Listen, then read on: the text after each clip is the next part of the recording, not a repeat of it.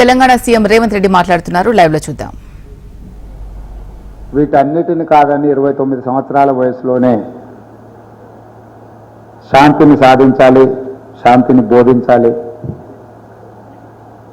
సమాజానికి మేలు జరగాలన్న గొప్ప ఆలోచనతోని గౌతమ బుద్ధుడు కలిగిన జ్ఞానోదయంతో గయా బిహార్లో మొదలుపెట్టిన ఈ కార్యక్రమం దాదాపుగా 2,500 సంవత్సరాలైన ఇది ఒక గొప్ప సిద్ధాంతంగా ప్రపంచానికే ఆదర్శంగా నిలబడ్డదంటే అతని ఆలోచన ధోరణి, అతను తీసుకున్న నిర్ణయాలు చాలా గొప్పగా ఉండడం వల్ల ఈరోజు మనమందరం మీరందరూ ఒక శాంతి సందేశాన్ని గౌతమ బుద్ధుడి ద్వారా అన్ని మతాలను కలిపితే బౌద్ధ మతం అనే విధంగా ఈరోజు మనందరం భావిస్తున్నాము.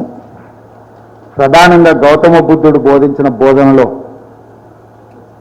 నాకు ఇష్టమైన లైను, ధ్యానాన్ని ఒక పనిగా చేయడం కాదు, ప్రతి పనిని ఒక ధ్యానంగా చెయ్యాలి అని వారు ఏదైతే సూచన చేసిందో అందులో చాలా తత్వం ఉన్నది, చాలా బోధన ఉన్నది.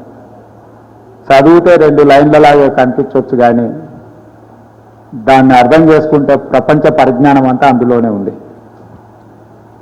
పూర్తి స్థాయిలో కాకపోయినా కొంత మేరకైనా వీలైనంత వరకు నేను పని చేసేటప్పుడు చాలా ధ్యానంగా పనిచేస్తూ ఉంటానంటే ఏదైనా నేను ఆ స్ఫూర్తిని వీరి ద్వారా పొందిన తప్పకుండా ఈ నిర్వహణకు అవసరమైన సహాయ సహకారం ఆనాడు పెద్ద ఆయన విజయభాస్కర్ రెడ్డి గారు కావచ్చు,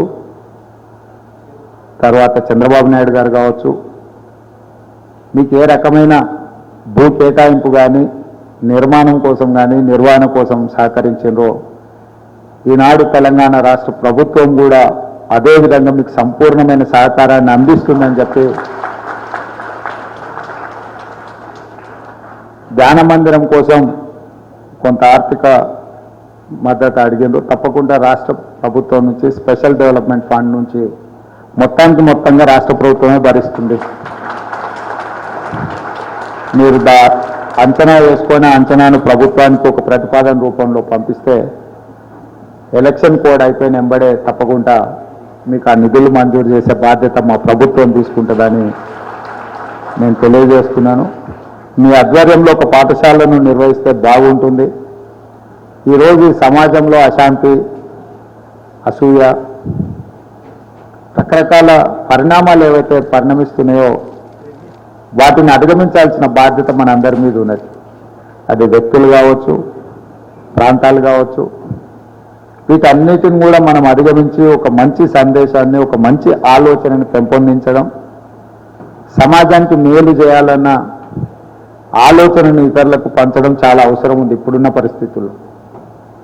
కాబట్టి ఈ రకమైన కార్యక్రమాలు మీరు ఏది చేపట్టినా మా ప్రభుత్వం వైపు నుంచి దేశజాలు లేకుండా సంపూర్ణమైన సహకారం ఉంటుంది. ఎందుకంటే ఈ రాష్ట్రానికి, దేశానికి ఇప్పుడు అవసరం, అత్యవసరం. ఎందుకంటే ఒక రకమైన పరిస్థితుల్లో రాష్ట్రంలో, దేశంలో ఉద్వేగాన్ని పెంపొందించే విధంగా, మన మధ్యలో స్పర్ధలు పెంచే విధంగా వాతావరణమే కలుషితమవుతున్నది. ఈ సందర్భంలో గౌతమ బుద్ధుడు మనకు బోధించిన సందేశం అనేది ఈ దేశానికి చాలా అవసరము. దీన్ని సంపూర్ణంగా నేను విశ్వసిస్తున్నా. దీన్ని సమాజానికి చేరవేసేదానికి అవసరమైన సహకారాన్ని అందించడానికి వ్యక్తిగా, రాష్ట్ర ప్రభుత్వ తరఫున, ఈ రాష్ట్ర ముఖ్యమంత్రిగా ఎప్పటికీ మీకు మా సహకారం ఉంటుంది.